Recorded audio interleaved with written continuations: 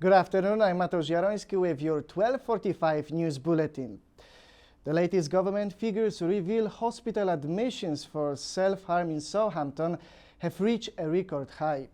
Our reporter Paige Creaney has been examining the figures and has the story. Thanks, Matt. The latest figures from Public Health England make shocking reading. They show that there were more than 1,000 hospital admissions for self-harm in Southampton last year. That is the highest figure since doctors started collecting the statistics 10 years ago. Nationally, hospital admissions for self-harm have reached over 100,000 in the last year, although that is down slightly from the peak 6 years ago.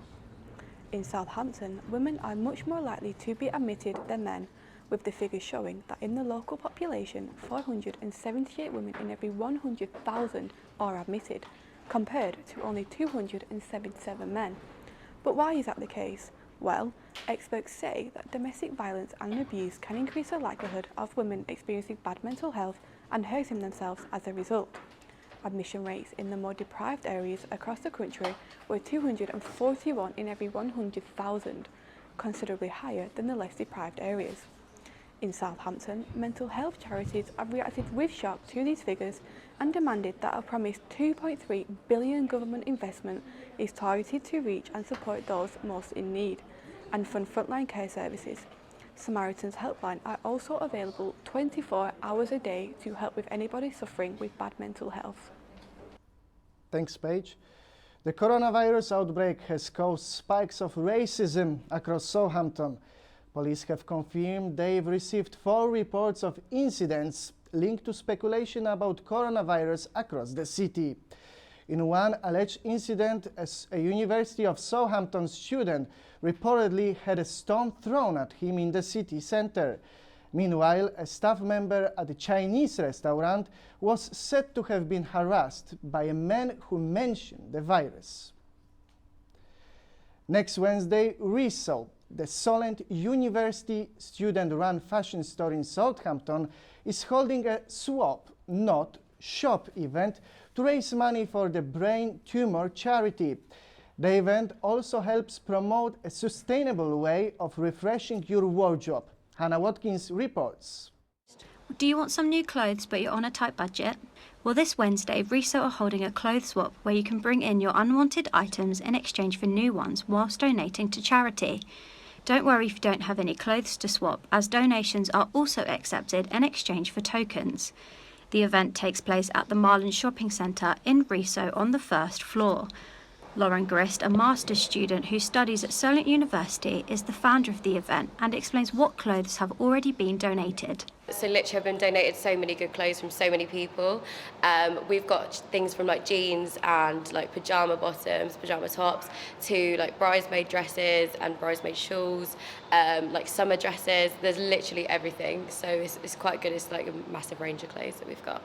To attend the clothes swap, there will be an entry fee of £1. Workers at Resell hope this will bring people together in a new way to raise money for charity, whilst using a more sustainable way to shop. All money raised will be going to the brain tumour charity, with hope to do more events like this in the future.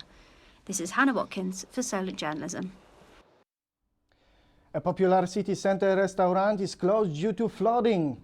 The Mango Thai restaurant in Ocean Village was flooded during Storm Dennis over the weekend and is closed while owners clear it up. The south has been battered by 2 storms in the last 10 days, and there are warnings Storm Ellen could bring more disruption this weekend. A much-loved arts venue in Southampton has extended its fundraising appeal in a bid to stay afloat.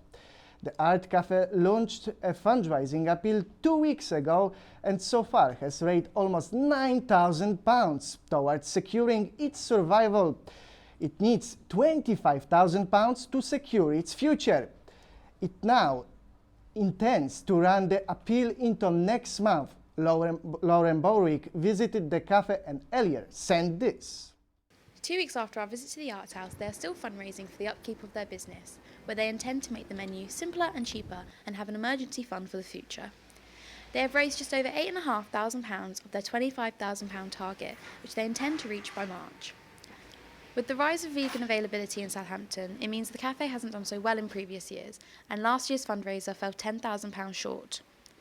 With the money they raised, they hope to reconstruct the business and focus less on food and more on the art, music and creative writing events that take place. You can find out how to donate on their website or Facebook page. This is Lauren Borthwick for Solent Journalism. Do you know about the new £20 notes? From today, a new polymer note has been launched into public circulation by the Bank of England. It features famous English painter J.M.W. Turner.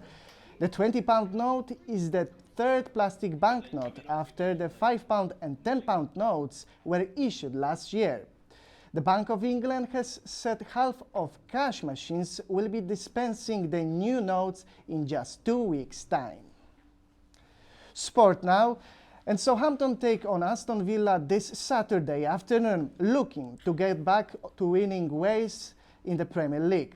The Saints beat Villa in the reverse fixture earlier in the season. Manager Ralph Hasenhüttl will hold a press conference at 1:30 p.m. A group of Hampshire firefighters who are going to run the Virgin London Marathon has come up with an ingenious costume. The on-the-run team from St Mary's Fire Station in Southampton will be taking on the challenging route stretching more than 26 miles in aid of the firefighters charity Parkinson's UK and type of 1 diabetes charity JDRF. The group from White Watch hope to raise £10,000 through the event on April 26th. And finally, if you are brave enough to face Storm Ellen this weekend, the Festival of Light is still taking place at Westquay Esplanade. It's a free event featuring many immersive light displays. It starts at 5 p.m. and finishes at 10 p.m. It's perfect for some half-term fun. That's all from us for now. You can keep across news with our live radio bulletins this afternoon or join Kieran Pope with a round of the headlines at 3:45. Goodbye and have a good afternoon.